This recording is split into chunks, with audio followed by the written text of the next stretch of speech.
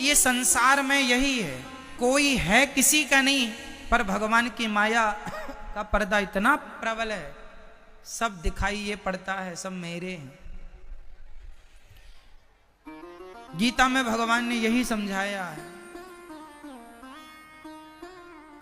कहा है भगवान ने, कबीरदास जी ने भी गाया है, कोयलिया बोली रे बिना राम रघुनंदन अपनो को नहीं आ रे।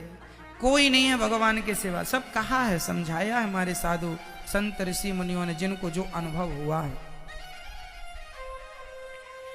तो फिर ये पति पत्नी कौन, पुत्र कौन, तुम्हारे पिछले जन्म का किसी से कोई हिसाब किताब बाकी था तो वो तुम्हारी पत्नी बन के आई, तुम्हारा पुत्र बन के आया, पति बन के आया, माँ बन के, बाप बन के, चुका रहा, चुक गया, छुट्टी।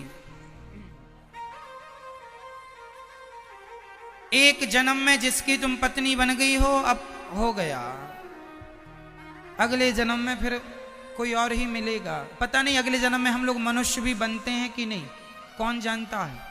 कई लोग कहते हैं महाराज जी तो हमारे 7 जन्म का, ये तो तसल्ली है, तुम 7 जन्म की बातें कर रहे हो, अच्छा है, पर अगले जन्म का क्या है, अगले जन्म तुम मनुष्य बनोगे, इसकी क्या गारंटी है। जैसी करनी वैसी भरनी, कर्मों के हिसाब से सब सिस्टम चलता है। क्यों, किसके हिसाब से? जैसे आजकल की बैंक, पूरा सिस्टम कंप्यूटराइज सिस्टम चल रहा है, सॉफ्टवेयर के हिसाब से चलती हैं बैंकें आजकल। पहले के जमाने में तो बैंक किसी को भी लोन दे सकती थी, आज के जमाने में किसी को भी लोन नहीं दिया जा सकता। बिना पैन कार्ड, बिना आधार कार्ड के आपका कोई काम नहीं होगा सरकारी, ये आज की मांग है। सही है क्या?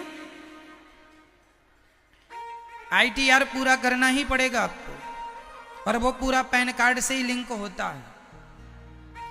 उसी प्रकार जैसे आज की सारी चीजें पूरी सॉफ्टवेयर के हिसाब से चलती हैं, कंप्यूटर के हिसाब से चलती हैं, उसी तरह ईश्वर के भी हिसाब किताब पूरा अपडेट है।